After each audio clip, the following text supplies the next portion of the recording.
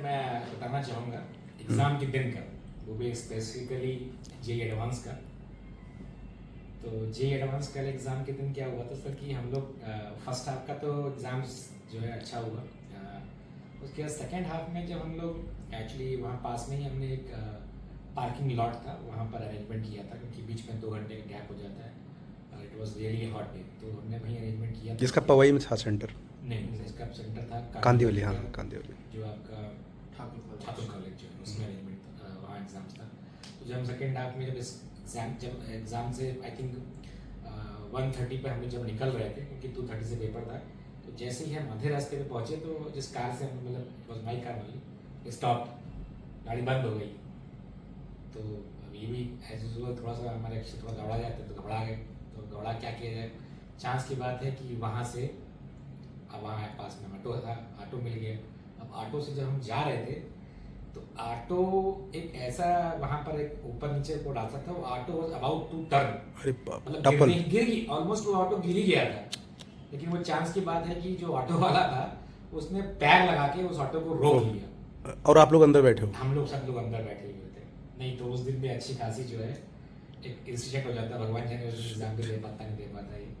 तो ये मैं कहूँगा मतलब कि ऐसे इंसिडेंसेस हो जाते मतलब कुछ बड़ी चीज पाने के लिए ये छोटे छोटे इंसिडेंट्स हो जाते हैं। मतलब और ये इशारा है। थैंकफुल टू गॉड कि एटलीस्ट जो है कुछ नहीं हुआ और हमने एग्जाम दे आए। yes, yes. अच्छा मतलब मैं उसको कभी मैं सोचता हूँ कि अगर मान लीजिए वो एग्जाम में चोट लग जाती, क्योंकि अच्छी खासी चोट लग सकती थी क्योंकि वो पूरा ऑटो ऑलमोस्ट पलट ही गया, टपल होने वाला था। उसने पैर जो है रख लिया बाहर निकाल के और संभाल लिया, अदरवाइज ऑटो टिल्ट हो जाता और हमको चोट लग जाती है इसको या किसी को भी, तो सेकंड एग्जाम देना भारी पड़ जाता। तो मैं ये कहूँगा कि ऑलवेज बिलीव इन गॉड, जो करते हैं भगवान अच्छे करते हैं इसकी। और आप शुरू में क्या बोल रहे थे मुझे कि अगर ये कर सकता है तो? हाँ यस, मैं आपसे ससम्मान असहमत हूँ, लेकिन फिर भी आप बोलिए। मैं यही बोलना चाहूँगा कि क्या कहते हैं, अक्षत अगर कर सकता है तो कोई भी बच्चा कर सकता है, क्योंकि he was very very much average till class 8। तो 8 तक जो है। क्या तुम सहमत हो अक्षत इस बात से? चल झूठे। मैं ससम्मान आपसे असहमत हूँ। नहीं सर, मैं इसलिए बोलना चाहूँगा क्योंकि अक्षर के अगर लोग मार्क्स अगर देखें तो 8 तक ही वॉज गेटिंग ओनली 80% मिलते थे इसको, और he was in very much in online दुनिया में जो गेम्स खेलते हैं उसमें था। PUBG वगैरह सच में? 8 तक तो हाँ PUBG। अरे बाप रे। मतलब अगर कोई बच्चा 6वीं 7वीं में माँ बाप को जीना हराम किया है तो वो अक्षत बन सकता है। अक्षत बन सकता है। और बिल्कुल भी क्या कहते हैं, मैं ये बोलना चाहूँगा कि बच्चों को क्या कहते हैं पूरा अपने ऊपर कॉन्फिडेंस रखना चाहिए। And 2 years is a sufficient time. कभी भी ये नहीं सोचना चाहिए कि मैं 9-10 से अगर बहुत कुछ कर लिया तो वो मैं 11-12 में नहीं कर सकता। 9-10 में ऑब्वियसली अगर करेंगे तो एक एडवांटेज रहता है। अक्षत में मैथ्स, लेकिन मैं आपको बताऊं, आपको टोक रहा हूँ, सॉरी, सबको आपके जैसा पापा मिलना चाहिए। मैंने बहुत सारे बच्चों को पढ़ाया है, बट मैं पहले पूरा कंप्लीट करूँगा। जैसा पप्पा मैंने आपको देखा है ना, मेरा ड्रीम है कि मैं भी जब मेरे बच्चे बड़े हों तो मैं ऐसा पप्पा बनूं। आप में जिद थी, पैशन था। ये आज ये बोला ना कि मुझे गुरुदक्षिणा क्या मिलेगा, मेरा गुरुदक्षिणा यही होगा अगर ये चेहरे पर रौनक आई रहेगी, और अगर तूने कभी भी मुझे याद किया तो बस ये याद करना, ये चेहरे खिलखिलाने चाहिए, बस वही मेरी सबसे बड़ी गुरुदक्षिणा होगी। मैं तो यही बोलना चाहूँगा कि ये जो है जिस हिसाब से आपने सर इसको 9th में, मैंने चांस की बात है कि 9th में आपको डिस्कवर किया, मैं कहूँगा आपको डिस्कवर किया थैंक्स टू यूट्यूब। आपने यूट्यूब पे काफ़ी कुछ डाल रखा था अपना, और फिर उसके बाद मुझे लगा कि अक्षर अपने हिसाब से मैथ्स पढ़ रहा था और उसको मुझे लगा कि ये मैथ्स में इसका थोड़ा सा एक इंक्लिनेशन है। तो फिर मैंने आपसे कांटेक्ट किया और आपने इसको मतलब आई थिंक 9th के बच्चों को आप पढ़ाते नहीं है, फिर भी मेरी पर्सनल रिक्वेस्ट पे आपने इसको जो है ग्रैब किया। ये मेरे लिए अपॉर्चुनिटी थी, अक्षत को आपने अपने पास रखा, और ये that is why now he is here because of you only. 9-10 में ही अगर बेसिक्स अगर उससे क्लियर हो गए थे और वो उसको एक बहुत एडवांटेज मिला। आई थिंक 11-12 में उसको मैथ्स में बहुत ही कम ध्यान देना पड़ा, तो जिससे कारण वो बाकी सब्जेक्ट्स फिजिक्स और केमिस्ट्री पे कंसंट्रेट कर पाए। और obviously Akshat is not happy with his life, but this is a part of life. आगे तो You are joining IIT Delhi electrical join कर रहे हैं, और वहाँ पर भी ब्रांच चेंज का ऑप्शन है। ब्रांच चेंज नहीं भी होती है तो it is one of the circuital branch है, सर्किटल ब्रांच में भी सेम अपॉर्चुनिटीज रहती हैं जैसे कंप्यूटर। मैम ये परेशान किया आपको? नहीं, परेशान तो नहीं किया। मतलब खाने पीने में कुछ नौटंकी करता था? हाँ, खाने पीने में तो करता है, इसको हरी सब्जी फल नहीं खाना चाहता है घुमा फिरा के खिलाते हैं। मतलब वो बाहर का तला हुआ चाहिए? हाँ, बाहर का हो घर का हो, अच्छा है। इस तरह का खाना ज़्यादा पसंद है। तो आपको एक ही बच्चा है, हाँ जी। तो ये बताओ कि एक बच्चा है तो परेशान बहुत करता होगा, फिर तो बहुत नखरे होते होंगे। जैसे दो बच्चे हैं तो देख देख करके दूसरे को देख देख के बंदा खा लेता है, अकेला है तो सारी नौटंकी अकेला ही करेगा वो। नहीं, ये हरी सब्जी खाने में ज़्यादा करता है, वैसे तो खा लेता है। हरी सब्जी खाने में परेशान करता है, वो नहीं खाता। और पढ़ाई लिखाई को लेकर के? 8 तक तो पढ़ाया गया, फिर उसके बाद 9 से फिर धीरे धीरे पापा ने पढ़ाया, फिर आपके अंडर में आया, तो फिर धीरे धीरे अपने आप करता है। कभी आपको कहना 12th में तो मैंने कुछ नहीं पढ़ाया बिल्कुल भी। 9th 10th में हिस्ट्री ज्योग्राफी, इसको लर्न करने वाले सब्जेक्ट पसंद नहीं है, वो इसको बिठा के जबरदस्ती कराने पड़ते थे। इसको हर चीज समझ के करना पसंद है। अच्छा, ये जो पापा कह रहे थे कि बिलो एवरेज था, मैं तो सहमत नहीं हूँ। बच्चा पैदा रॉक स्टार होता है, और मैं जब से इसको जानता हूँ एक सेकंड के लिए भी। इसके पीटीएम में हम जाते थे जब 8 तक, तो इसकी टीचर बोलती थी कि ये क्लास के टॉप 5 स्टूडेंट्स में तो है, लेकिन संग में इसकी शरारतों की लिस्ट भी सभी बताती थी कि कभी डेस्क पे चढ़ गया, कभी स्टेयरकेस पे दौड़ रहा है, कभी याद है तुझे कर सब रहा है। कुछ? थोड़ा बहुत उसमें देखिए सबसे बड़ी बात कारनामे? स्कूल आ रहा है इसको हाँ, अच्छा, वाह फेलिसिटेशन करने के लिए। वाह वाह 11 जुलाई को इनका स्कूल की तरफ से फेलिसिटेशन। वाह और 1 घंटे का कुछ बच्चों को मोटिवेट करने के लिए स्पीच। वाह। मतलब इतना अच्छा अचीवमेंट किया, आई थिंक ऐसी रैंक इसके स्कूल में तो नहीं आई नहीं वो। आई है। कभी कभी नहीं आई। तो आपके पीछे उस बिलो एवरेज वाले रिमार्क के पीछे के सॉलिड रीजन क्या क्या थे आप? सर उसका रीज़न सर ये है कि आपका बच्चे मान लीजिए जैसे मैं इतना अवेयर हूँ एज ए पेरेंट, मैं ये कहना चाहूँगा कि अगर मैं इतना अवेयर हूँ, मैं उसको पढ़ना चाह रहा हूँ, पढ़ना नहीं चाह रहा है, तो मैं तो ये बोलूँगा आप फैसिलिटीज़ हैं तब भी नहीं पढ़ रहे, तो तब मेरे हिसाब से वो बिलो एवरेज है। हो सकता है वो और लोगों के लिए बिलो एवरेज नहीं है, क्योंकि मैं खुद ही IIT रुड़की से पास आउट हूँ, तो मुझे पता है कि मैथ्स वगैरह या साइंस साइड जो है बहुत अच्छी चीज़ होती है, पढ़ोगे तो मज़ा आएगा। तो वो इन्जॉय नहीं कर रहा था उसको, मतलब ठीक है हो सकता है कि अंडर एज हो उसकी। 8 तक तो मतलब जो है इसने ध्यान नहीं दिया पढ़ाई में, ठीक है अच्छी बात है, नहीं दिया। 8 तक तो ये मौका मिलते ही क्रिकेट और बास्केटबॉल खेलने लग जाता था। यस।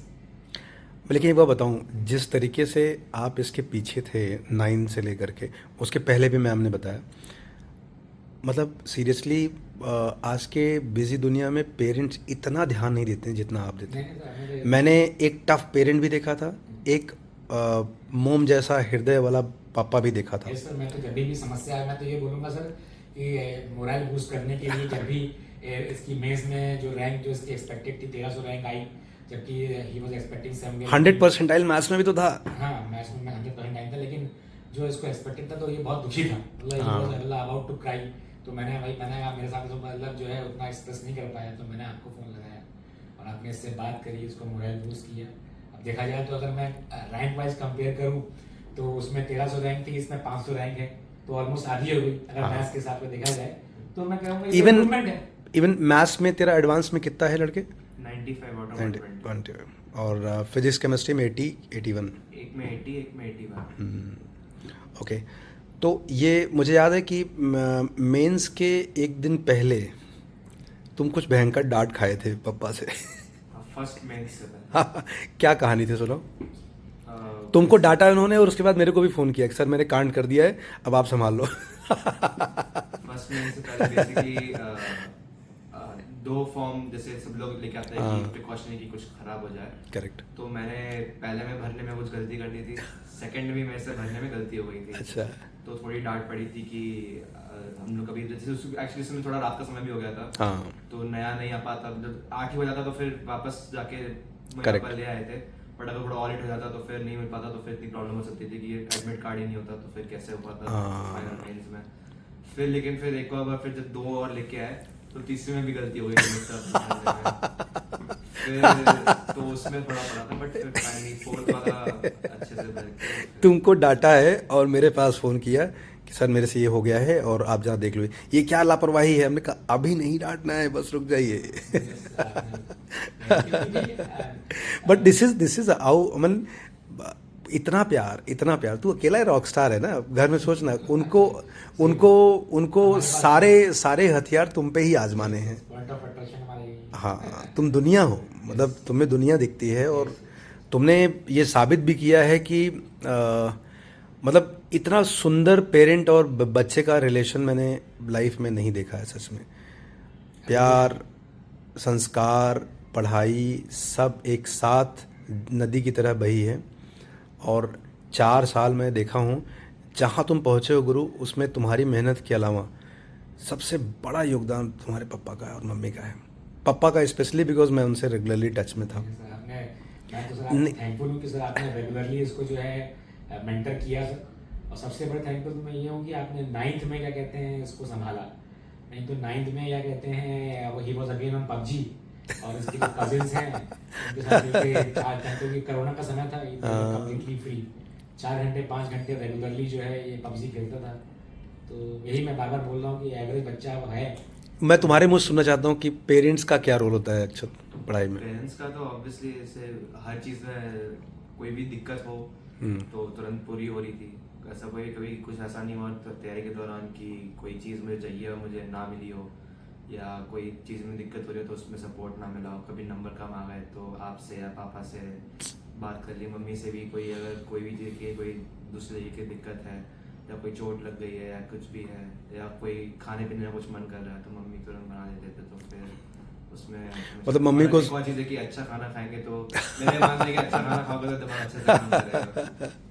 मम्मी भी पढ़ी लिखी हैं, मम्मी इज ऑल्सो MSc। हाँ, तो तुमको 8 तक उन्होंने ही पढ़ाया, भूल मत जाना। 9th में भी जो अच्छा, हिस्ट्री, ज्योग्राफी, बायो जो तुम्हें बिल्कुल पसंद नहीं था? पसंद नहीं थे। बस एक फैक्ट की बात ये कि मेरे हिस्ट्री ज्योग्राफी में 100 आए थे, मैथ्स में 100 नहीं आए थे। मैथ्स में 99 थे। यू आर सेइंग कि mummy is better teacher than papa. हाँ बोल सकते। कुछ और स्टोरी शेयर करना चाहते हो सर आप? मैं तो सर स्टोरीज तो बहुत सारी हैं सर, टाइम आप सही टाइम कंस्ट्रेंट तो नहीं है। नहीं, मुझे कोई जल्दी नहीं। स्टोरीज तो इसकी ये भी बहुत सारी अच्छी। अच्छा, 9-10th करने का क्या फ़ायदा हुआ? आपने 9-10th में इसको क्यों करवाया? आपका क्या प्रोजेक्शन था, मतलब क्या विजन था आपका? 9-10 किससे? नहीं, 9-10th में जेई करना चाहिए, ये आपने क्यों सोचा था? सर 9-10 में जेई आपका विजन क्या था उस मेरा टाइम? विजन ये था कि सर ये एडवांटेज रहता है, मतलब मुझे ये लग रहा था कि जो मेरा खुद का पर्सपेक्टिव ये था कि जैसे मेरे बहुत सारे जिन लोगों से मेरे इंटरेक्शन, जो हमारे ऑफिस में कलीग्स हैं या कोई मेरे रिलेटिव्स हैं, तो वो लोग बताते हैं कि जब 11th में बच्चा जाता है और 9-10 से बिल्कुल रॉ रहता है, तो जब 11th में जाता है तो एक एकदम कल्चरल शॉक लगता है उसको, ये कहाँ फंस गए भाई, इतना ज़्यादा वाइड कोर्स हो जाता है। अगर आप मैं काउंट करूँ तो I think there 90 chapters, I think 90 chapters जो हैं, जो कि अल्टीमेट एग्जाम में 30 फिजिक्स के, 30 केमिस्ट्री के, 30 मैथ्स के आएंगे, और तीनों पेपर 90 चैप्टर्स को करना एक पेपर में रियली डिफिकल्ट होता है। तो मुझे ऐसा लग रहा था कि अगर थोड़ा मैथ्स में इसको, क्योंकि मैथ्स में इसकी मुझे एडवांटेज ये लगा था कि फ्लेयर है इसके अंदर, तो थोड़ा जान जाएगा ये मैथ्स, तो क्या होगा कि वो जो समय बचेगा वो 11th-12th में ये फिजिक्स या केमिस्ट्री में डिवोट कर सकता है, तो वो उसने डिवोट भी किया। क्या इसका फ़ायदा हुआ तुम्हें?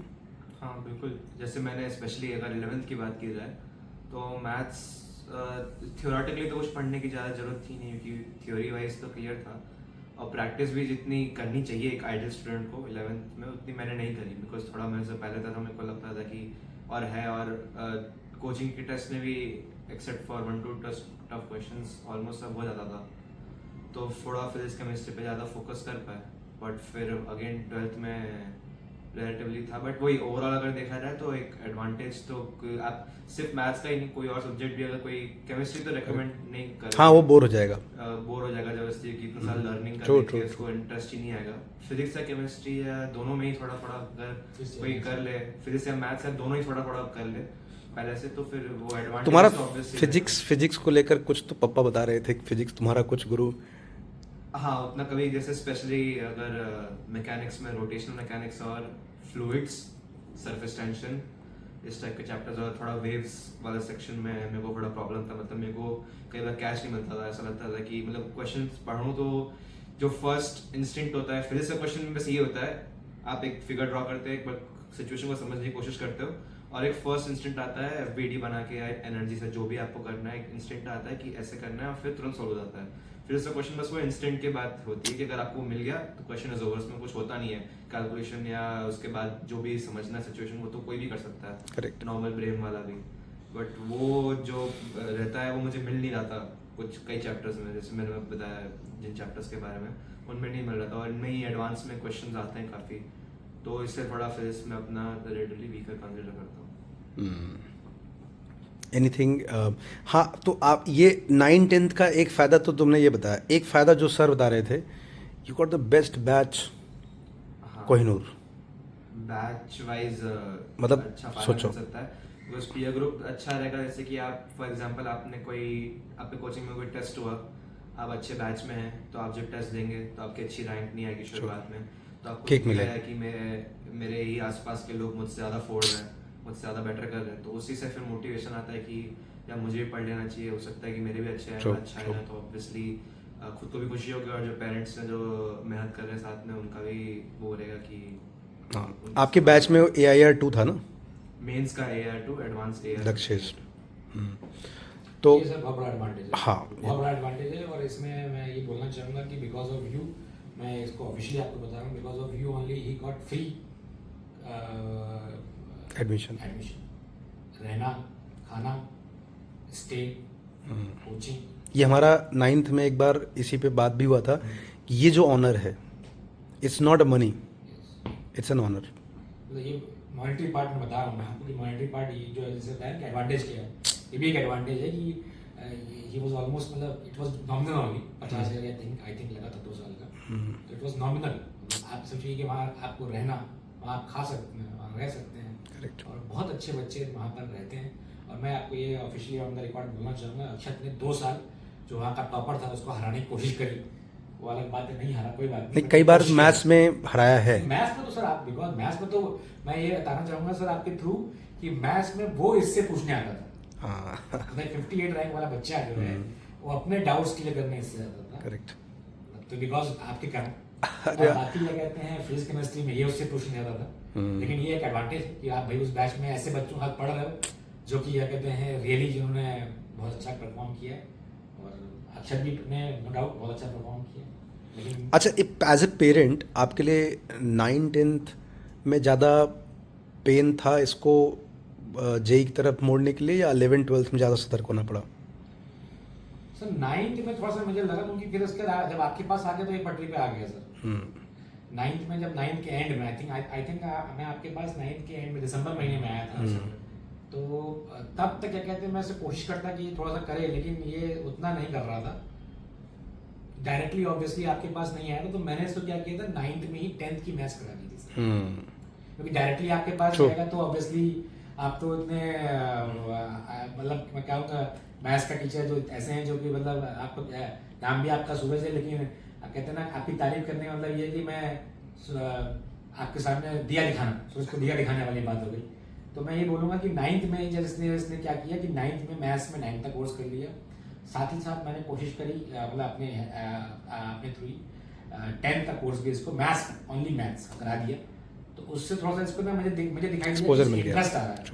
जब इंटरेस्ट आने लगा then we switched over to you, तब हमने इसको पता कि जब चलिए ठीक है एक लेवल तक आ गया है, तो फिर मैंने आपके लिए आपसे कांटेक्ट किया और आपने इसको इसका जब मुझे याद है सर, मुझे पहला क्लास इसका याद है, आपने कुछ इसको कुछ 10 क्वेश्चन दिए थे, 10 बताएगा क्या किया, मॉडुलस इक्वेशंस और इनइक्वेशंस के क्वेश्चन। एक बार फिर से बोलो। फर्स्ट क्लास जो थी जिसमें एक तरह से एंट्रेंस टेस्ट टाइप का रहता है, तो वो सर ने लिया था, तो उसमें मॉडुलस इक्वेशन इनइक्वेशन के 10 क्वेश्चन थे, और आई थिंक मैंने कुछ 15-20 मिनट लिए थे, और मुझे आधे तो समझ में नहीं आया था ढंग से क्या हो रहा है, एक दो में वो थोड़ा बहुत समझ में आ रहा था, वो किया मैंने, बट वो भी अल्टीमेटली तुझे याद है गलत था।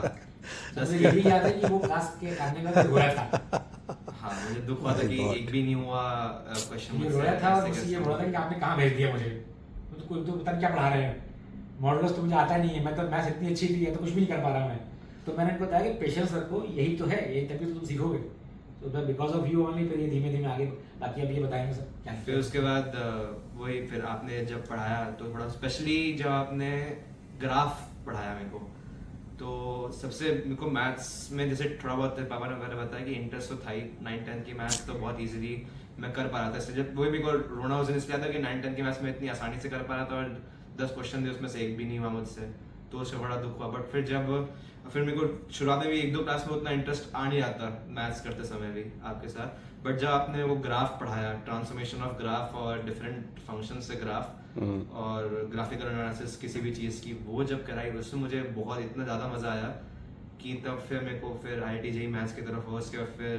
ट्रिग्नोमेट्री और ये थोड़ा वापस बोरियत हुई थी, बट वापस फिर जब सीक्वेंस सीरीज पे जब वापस आए उसने भी काफ़ी इंटरेस्टिंग क्वेश्चंस लगे, तो फिर उसके बाद फिर कभी लगा नहीं, फिर मज़ा ही आता गया मैथ्स का। कुछ बच्चे ना ट्रिग्नोमेट्री के कम अच्छे होने को ये मान लेते हैं कि वो खुद कम अच्छे हैं।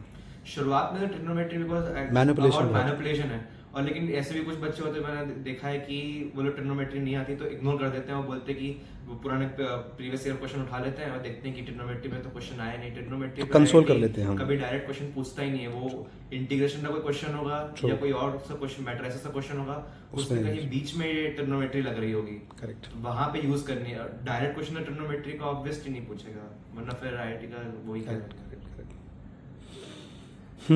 और ये अभी कुछ बता रहे थे गुरु, आज ही पता चला कि तुम्हारा कुछ 11th में तुमने कुछ कांड किए थे।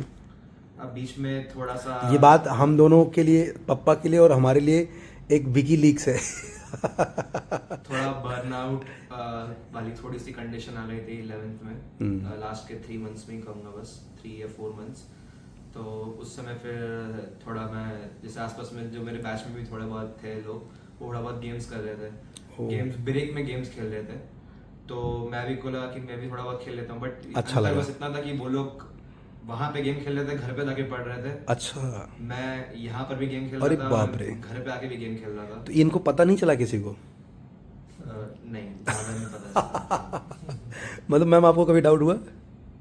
स्क्रीन चेंज कर लेता था वो, रूम में जाओ तो फट से। आपको समझा था? हाथ सेट हो गया था, ये नहीं समझा था कि कर क्या रहा है, लेकिन स्क्रीन चेंज करता था, वो पता चल जाता था। मतलब आपको लगा कि बच्चा मुझसे कुछ छिपा रहा है? हाँ नहीं, वो फिर एक बार देख भी लिया था, वो दूसरे ब्राउजर पर गेम खोल के रखता था, एक ब्राउजर पे पढ़ाई का खोल के रखता था। तो इसीलिए मैं समझ में आया ना क्यों बोल रहा था, क्या अच्छा कर सकता है तो कोई भी कर सकता है कि 3-4 मंथ्स इसके वेस्ट हुए। इसके पास एप्पल का लैपटॉप था, तो उसके लिए बस 2 फिंगर से चेंज कर लेता था ये फट से चीजें।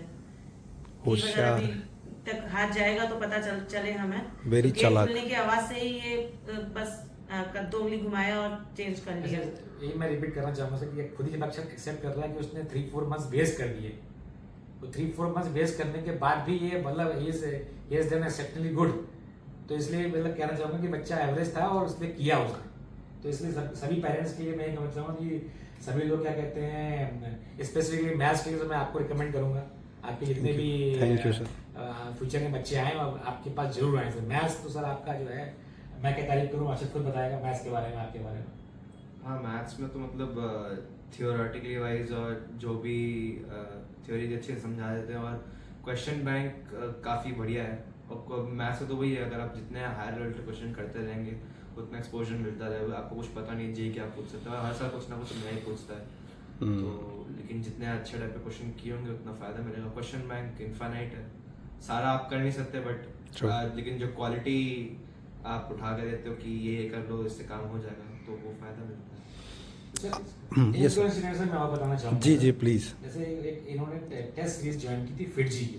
ये सब सुन, ऐसा इंसिडेंट मत बताना जिससे उसकी शादी में एक रुकावट है बस। फिटजी की एक टेस्ट सीरीज इन्होंने ज्वाइन की थी सर, तो it's a very good test series, मतलब वो थोड़ा सा हायर लेवल का पूछते हैं, तो उससे इसकी 2-3 लर्निंग मिली।